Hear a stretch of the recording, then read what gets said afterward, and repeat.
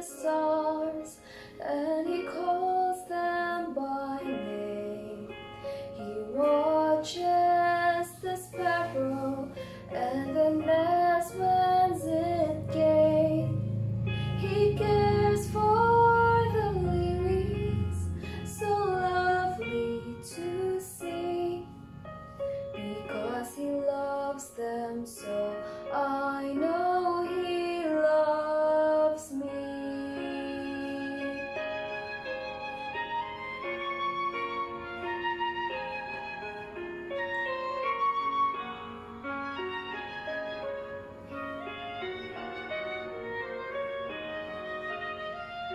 He watches the lambs in the fold where they sleep.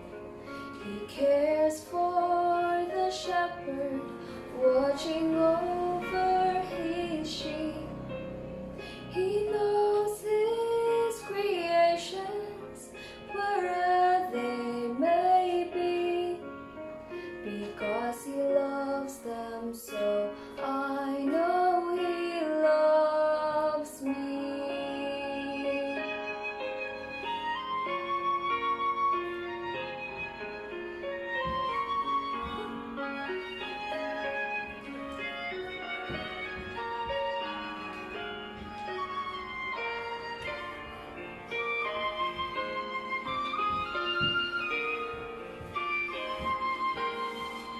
He numbers the stars and our tears and our smile.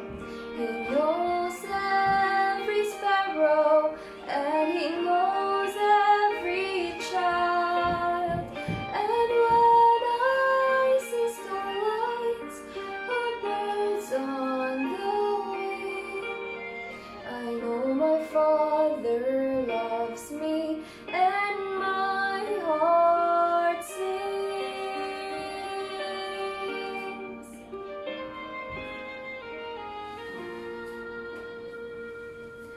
I know my Father loves me, and my heart sings.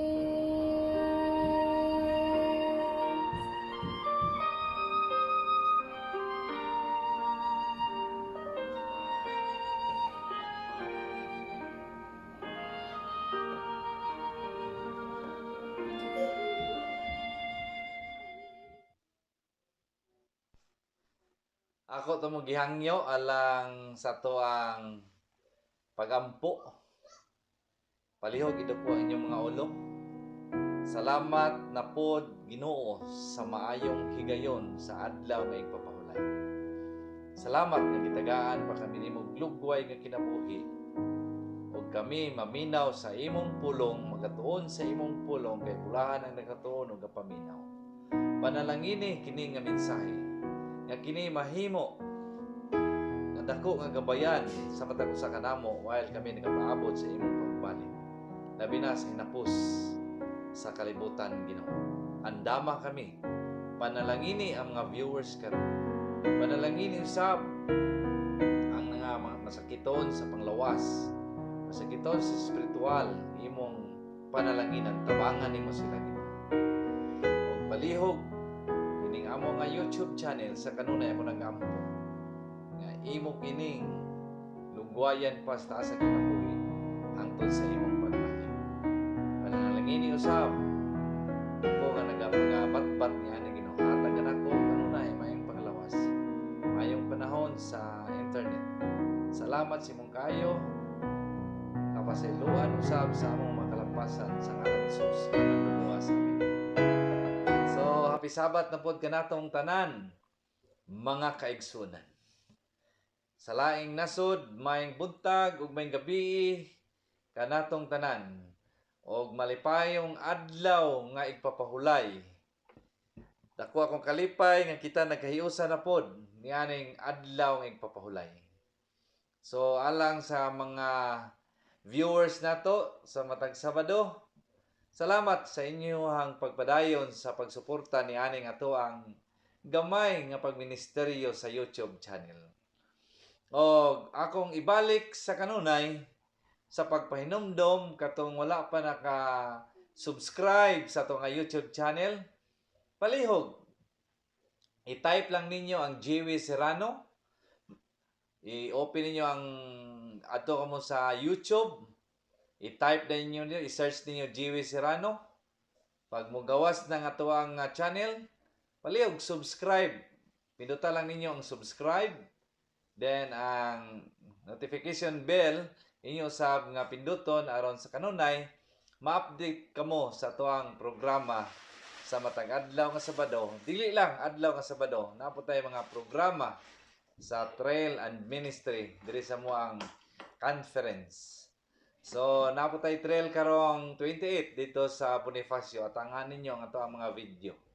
So please like, share, then subscribe. O balikon ko labaw tanan, i-share gayud ninyo kini nga ato ang pulong. So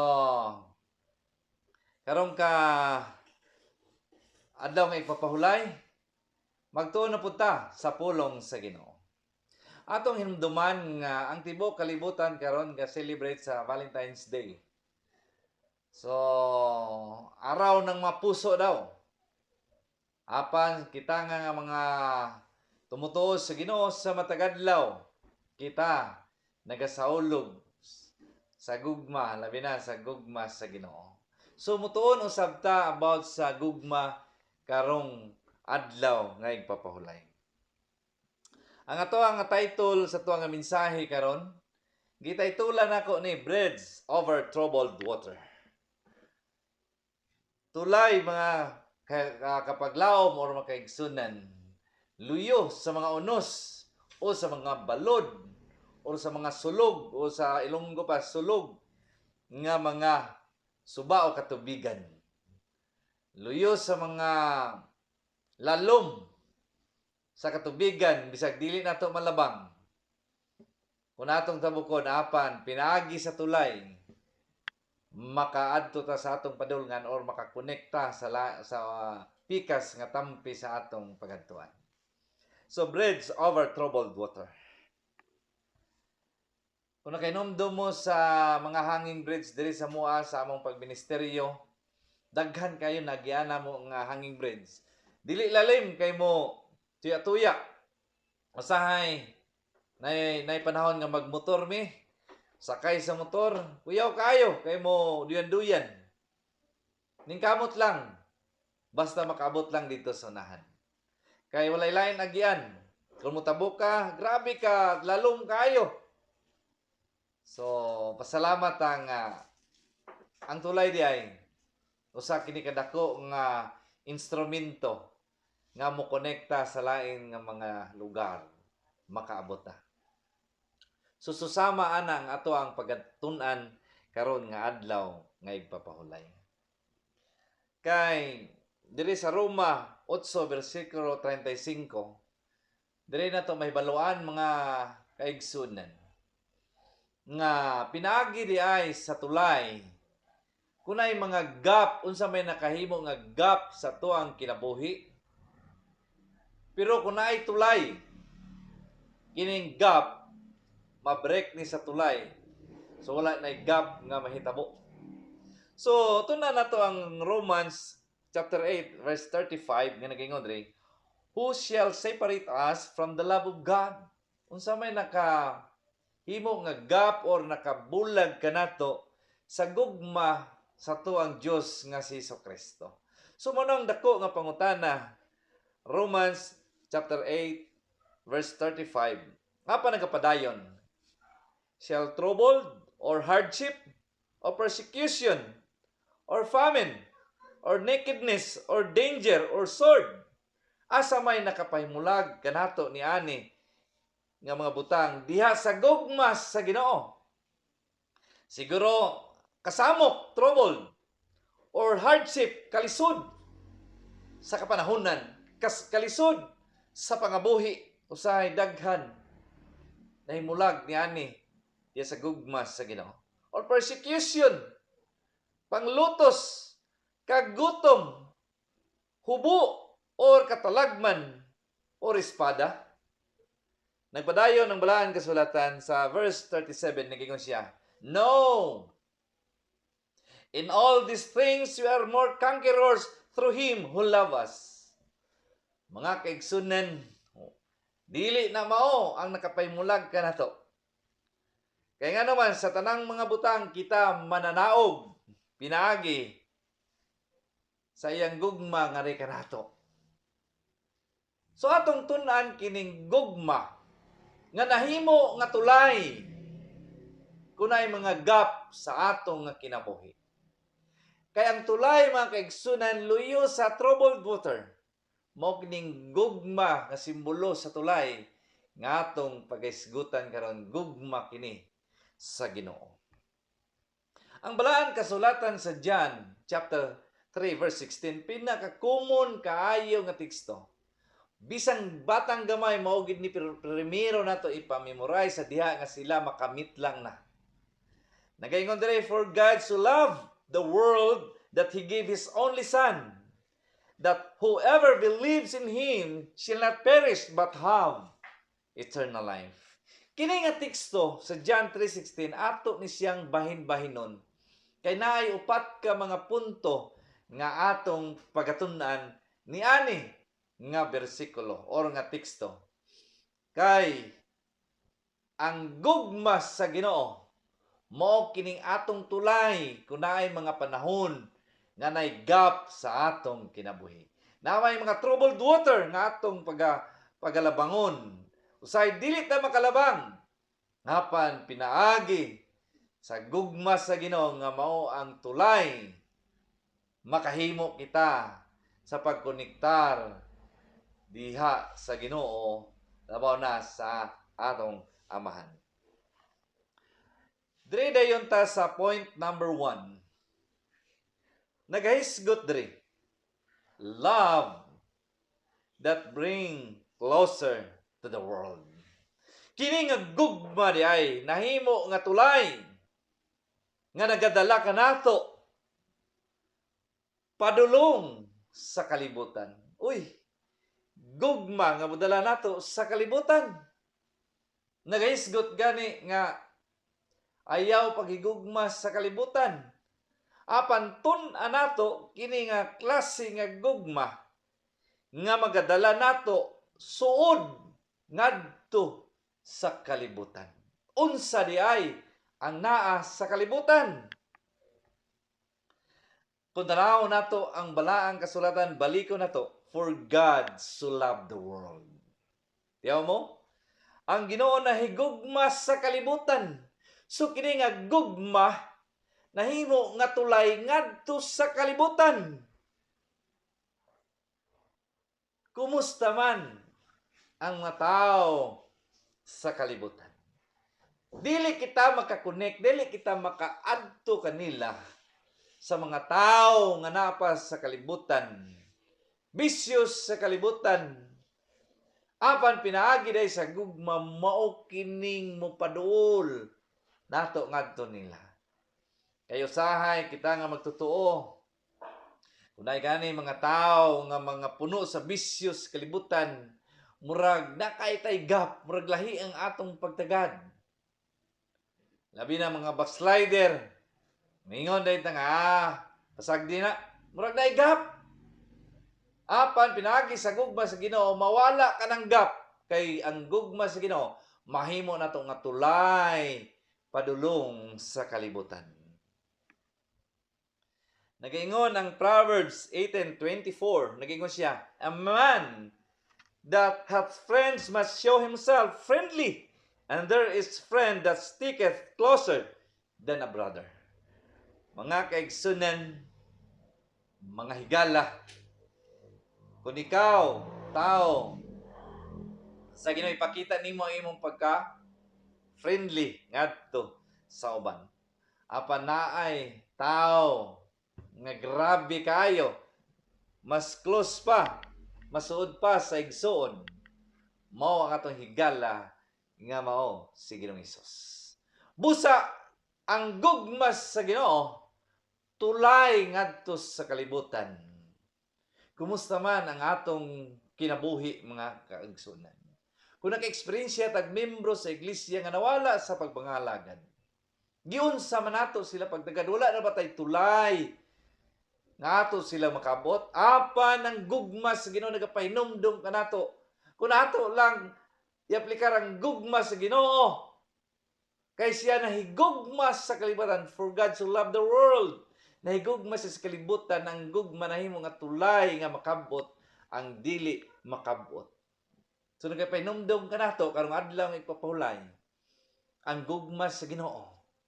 Mao ning mahimo nato nga tulay ngadto sa mga tawo nga wala pa sa kamatuoran. Kay naay panahon nga mahimo nato nga murag gap, murag di kay ta muduol. Usahay na mga panahon nga ingon ang uban magpalahi ra kita. Na gani uban nga mga katawhan nga mga ato ra pud membro sa una. Sa ako ang eksperyensya sa diha nga naking uban ko nila, igo ra gani kung nikaon og isda o gisawsaw sa halang kayo nga suka o tuyo, giingnan na dayon ko. Pastor, dili gid ka maluwas kay nikaon kag isda o karne. O lisuso pagid ka sa suka nga hinimog sa bado. Sabi no? Murag naigap. Unsa man ato pagkabot ang mga tawo kung ingana ang atuang pagtulunan. Apan ang gugma sa Ginoo mahimo ni nga tulay ngadto sa mga tawo nga wala pa sa kamaturan. Kay siya amigo nga grabe kasuod nato nga amigo. Mao ang atong nga Dios. Point number 2. Butangan ako the love that is willing to sacrifice. Wow, pagkanindot kini nga gugma. Andam mo sakripisyo. Willing mo sacrifice. Kini nga klase nga gugma.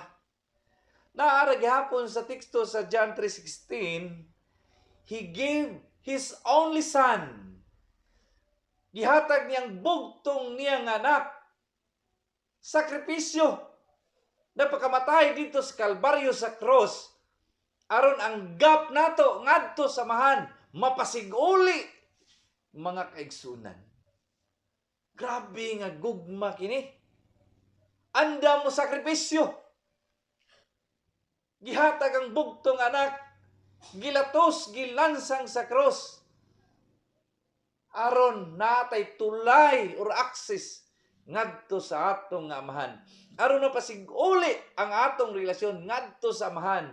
Kay usa nga nakapabulag kanato sa amahan, mao ang sala nga niabot sa kalibutan.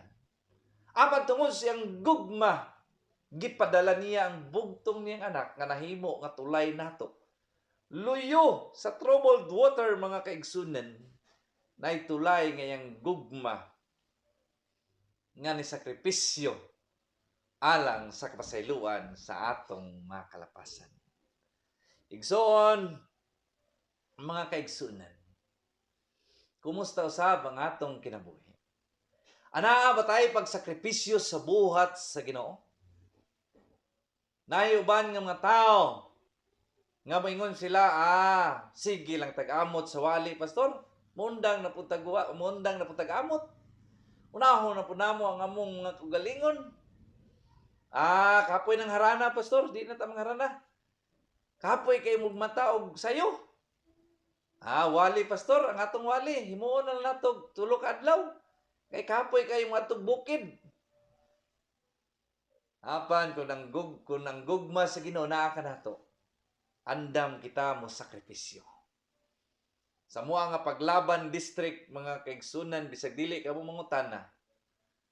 Naami mga ministry karon sa bukid. Mutabok og mga tulay bisag gabi aron makabot nato ang mga tao nato, mga katawhan sa Ginoo. Ni-concentrate kami karon mga kaigsunan sa Subanin area, Subanin ministry, perting Lipaya. O gani natay ginorture karon matag Sabado, 60 na kapin ka mga subanin nga mga kaigsuuna nato. Nga atong giamuma. Handom namo mga kaigsunan nga tukuran gid silang simbahan karong nga tuig. Sakripisyo ang mga kaigsunan. Sa lapi ilahang time mga sakyanan kay lisod kaayo ang dalan apan gisakripisyo. Gugma andam mo sakripisyo bisan pagani ang Ginoo. Iyang gisakripisyo ang iyang kaugalingon dito sa Kalbaryo sa cross. Ang gugma niya nahimo natong matulay nga mo konekta dito sa amahan. O gani diri sa balaan kasulatan upat ka teksto kini. Kung basahon nato ang Mateo chapter 14 verse 17 kini nga kapitulo nagisgot sa gamayng bata nga nagdalag balon 5 ka tinapay ug 2 ka isda. Kung tagaan nato pagtagad ni mga kaigsunan. Kini nga bata ang iyang balon para ragid kaniya unta. Gibalunan sa iyang mama dong mo nimong balon para dili ka magutom. Enough ragid ni para niya. Apan sa diha nga nangita si Ginoong Hesus og pagkaon. Walay pagdaduha kini nga bata, willing niya gisakripisyo ang iyang balon tungod sa gugma sa Ginoo. Grabe nga gugma, mga kaigsunan mo ning the greatest example from the Bible kining bata. The Good Samaritan, kanasayod na ta. Pwede na nato dili kay isaysay kaayo. Nakita nato nga grabe usab sakripisyo niya sa diya nakita niyang tao nga gitulis sa maron. Iyang gihimo ninaog sa siyang sakyanan nga mao ang kabayo or donkey. Giamuma niya ang nakanindot mga kaigsunan. Kaysa diha nga giamuma niya gihatod niya sa hospital. Giingnan niya ang hospital. Tambali na ninyo dire. Ug pilay gani magastuan nimo balik ko kay akong bayran. Grabe nga sakripisyo. Mga kaigsunan sa lapi, iyahang kusog gisakripisyo. Mo kining gugma sa Ginoo nga handom sa Ginoo naon ta kanato nga willing unta ta mo sakripisyo. Apan kung wala kay gugma, di ka makahimo niani. Subo sa akong ipadasig ang gugma sa Ginoo. Ngatong hangyoon nga naa kanato. Aron makabot usab nato ang mga tawo nga wala nato nakabot. Kay pinaagi sa gugma sa Ginoo mahimo ni nga tulay ngadto kanila og wala nay gap bato kanato og kanila kung kita lamang anaa kanato ang gugma sa Ginoo. Ang usa ka balo katapusan na niya nga salapi. Iya pagigihalad gihatag sa Ginoo sa bulaton sa Ginoo. Grabe nga sakripisyo mga kaigsunan. Gibati pa usab ninyo kining gugma. Handom nako nga naunta kanato ni. Aron sa pagtabang sa bulaton sa Ginoo, pagtabang sa mga tao nga nagkinanglan, walay mga sinina, walay mga pagkaon. Andam kita mo sakripisyo. Tanawa ang atong nasod, grabe ang ayuda sa panahon karon ng labi na tong lockdown. Grabe ang suportar sa ato ang panggobyerno. Atong pasalamatan kay dako ang ilang gugma nga dili sila gusto ng atong mga pangulo nga kita mamatay sa gutom. Sakripisyo mausab ning atong pagkinabuhi ni aning hinapos sa atong kalibutan. Ipakita nato ang atong gugma ngadto sa uban. John 3:16, He gave His only Son. Kini ang grabe nga sakripisyo. Gugma nga mo sakripisyo mga kaigsunan. Ikatulo, love that can lead people to believe in Him. Kini nga gugma na po di ay mugiya sa mga katawhan nga mutuo sa ato nga Diyos. Pagkanindot sa gugma. Gugma nga mugiya sa mga tao. Padulong sa Ginoo nga musalig ug mutuo lang sila sa atong mga Ginoo. Tingnan naman. Ang John 3:16 nagingon diri, whoever believes in Him shall not perish. Mga kaigsunan, Handom nato nga walay mo antos unta nga mga tao sa pagbalik sa Ginoo. Kay kung sila mutulang sa Ginoo, dili sila mamatay nianing kalibutan na.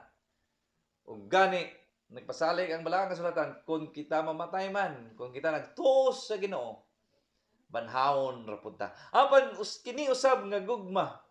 Kung anaa kini kanato, gugma nga mugiya sa mga tao aron motuos sila sa Ginoo. Mo ni gihimo nato karon pagwalis sa maayong balita. Giyahan ang mga tao nga motuo ngadto sa atong buhi nga Dios nga atong gituhuan karon kay daghan pang mga tao nga wala ng tuo nga naay Dios ni aning kalibutan. Busa nga atong YouTube channel, mga kaigsunan, naningkamot ta nga makahimo tag pagwalis sa matag Sabado, paggiya sa mga tao na sila mutuo sa Ginoo. Daghan karong gawali sa mga YouTube, sa mga channel, Hope channel nato. Daghan kayo. Bisan pa kaning akong papa nagwali usab sa YouTube, akong uncle gaya wali gihapon paggiya sa mga tawhan o ang inyong pagsuporta mga salapi moral. Usa ka na kadako nga gugma sa paggiya sa mga tao padulong sa Ginoo aron motuo sila. Muna salamat kayo sa inyong suporta sa pag-share ninyo ni ani nga YouTube channel, sa pag-subscribe ninyo ni ani nga YouTube channel na to. Kini nga mga pagtabang ninyo, usa ni siya nga klase nga gugma gipakita nato ngadto sa mga katawhan. Giyahan sila aron motuos sa Ginoo. Kay nagaingon diri, whoever believes in him shall not perish. Mga kaigsunan. Nagaingon diri sa Adventist Home 169 paragraph 1, learn to give them love. Tuna nato mga kaigsunan, paghatag sa gugma, affection and sympathy. Bisan og naay mga gulanan, simpatiya kita, atong suportahan ang ilang kalipay usab. All hope profess to have a Father in heaven who the hope will care for them and finally take them to home He has prepared for them. Mo ni atong pagiyay pakita nato ang atong gugma kanila. Musimpatiya kita kung kita nakabisita nga wala sila mga pagkaon. Tabangan nato. Muna sa tuang organisasyon sa Seventh-day Adventist Church na kita ginatawag nga Adventist Community Service. Ipakita nato mga harvest in gathering para sa pagtabang sa nagakinahanglan. Kay aron maabot ang panahon nga sila atong pagamumahon mga kaigsunan, maandam usab sila ang ilang kinabuhi nga ang Dios nagandam og puloy-anan sa matag usa kanato. Katapusan nga punto sa mao nga teksto sa John 3:16. Love that can bring people for eternal life. Pagkanindot ni nga klase nga gugma. Kay kini nga gugma magadala kanato or ang mga tao sab makabaton sa kinabuhing walay katapusan. Love that can bring people for eternal life. Lami kay nga gugma ni kay magadala kanato ngadto sa kinabuhing walay katapusan. Kaya ngayon ng balaan kasulatan, but have eternal life. So, tagaan na ito, upat ka punto nga usalang ka teksto mga kaigsunan, hisgot o gugma sa Ginoo nga magadala ka nato ngadto sa kinabuhing walay katapusan. Wala tayo undang sa pagmensahe. Ayaw ka mo undang sa pagmensahe. Ayaw ka mo undang sa pagsuporta sa buhat. Nagkadidaiya nga mga buluhaton sulod sa iglesia. Gawas sa iglesia, kay kini mga kaigsunan ang inyuhang pagtabang nagpakita sa gugma sa Ginoo nga nahimo nga tulay ngadto sa mga tawo nga wala tay paglaom. Apan pinaagi sa ato nga gugma nga gikan sa Ginoo, kini magahatod kanila ngadto sa kinabuhing walay katapusan nga unya sa pagbalik sa Ginoo. Daghan mo ingon nato dito sa langit. Salamat sa imong gugma, Brad. Kay pinaagi sa imong gugma ani ami karon nakabaton og kinabuhing walay katapusan. Pagkanindot ang nga pulong no nga madungog nato pohon. Nagaingon ang letters to the young letters to young people, mga kaigsunan. Page 30, paragraph 2, nag-ingon siya, love is a precious gift which we receive from Jesus. Kini nga gugma, mga kaigsunan, nadawat na ito gikan sa gasa, gikan sa ato nga Diyos. So ipahat na to ang gugma nga bililhon ngadto sa uban. Nakoy katapusan ni hatag ninyo nga usa ka sugilanon nga nahitabo kini siya sa laing nasod didto sa murag sa Mexico, sa laing Mexico. Kini nga sugilanon, mga kaigsunan, didto sa Old Town. Kini nga pamilya nagpuyo sa usa ka apartment nga dikit-dikit lang. Grabe ang balay. Dikit-dikit mo naging ani nga sugilanon. Ang ilahang balay, pwede ra mo mahikap ang pikas kay bintana ra gyud ang makabot ra nimong bintana kay gamay ra gyud ang nakaulang. Kini nga amahan niadto sa grocery. Nabilin ang iyang duha ka mga kabataan. Pag-adto niya sa grocery na malit siya, nakadungog siya og mga singgit sa mga tao. Sunog, sunog, sunog. Paggawas niya sa grocery, dagan-dagan siya. Nakita niya ang ilang lugar. Dili ra man kaayo layo. Ang ilang mga village nasunog, dagan siya, mga kaigsunan. Kay ang iyang duha ka bataan tua sa maong apartment. Pagdaga niya dito, kay kining balay, mga dikit-dikit ramang yun. Grabing singgit siyang anak, Papa, luwasa kami. Dagan siya sa pikas nga bahin sa balay, kay wala pa may nasunog dito. Dagan siya, ambak sa dito sa ilang balay. Ang problema, mga kaigsunan, kay ang ilang balay nasunog naman, dili na sila kagawa sa ubos, kay muagi pa sila ubos, ang gihimo siyang amahan. Kay ang apartment nila, duol raman. Tungod kang grabe ang sunog, mga kaigsunan, mauning dikit-dikit dito nga klase nga lugar. Tungod sa dako kayo nga sunog, ang gihimo sa amahan. Nihapa siya sa ilang bintana, ang ilang bintana mao ni iyang tiil na diri ug ang iyang kamot didto sa pikas nga bintana sa apartment. Butingnon, mga kaigsunan, gihimo niya nga tulay ang iyang kaugalingon aron maluwas ang iyang duha ka mga kabataan. The father became a human bridge who lead his children from disaster to safety. From would-be death to life. Mga kaigsunan, ang amahan nahimo nga human bridge o tulay aron makaagi ang iyang duha ka anak aron maluwas gikan sa kamatayon ngadto sa kasiguruhan sa ilang nga kinabuhi. Nagungaw sa kamatayon ug sa kinabuhi ang iyang duha ka anak. Ang iyang gihimo niya nga tulay ang iyaha nga lawas. Imagine lang ninyo, nihapa siya kay makaptan naman ang pikas nga apartment. Nagkapot siya dito sa pikas nga bintana ug ang iyang tiil sa ilang bintana ug nilatay ang duha niya ka anak ug ang iyang anak naluwas sa ngilbit sa kamatayon. Mga kaigsunan, mao kini ang atong Dios nga mahigugmaon. For God so loved the world, He gave His only Son. Whoever believeth in Him should not perish but have everlasting life. Ang gugmas sa Ginoo, nahimo nga tulay nato, mga kaigsunan. Nga pinaagi sa iyang bugtong anak, nagpakamatay, nahimo nga bridge nato ngadto sa amahan. Mainungdan niya ta karon, nangalagad nga malipayon. Busa salamat sa gugmas sa Ginoo. Mo kini si Jesus Christ tungod siyang gugma.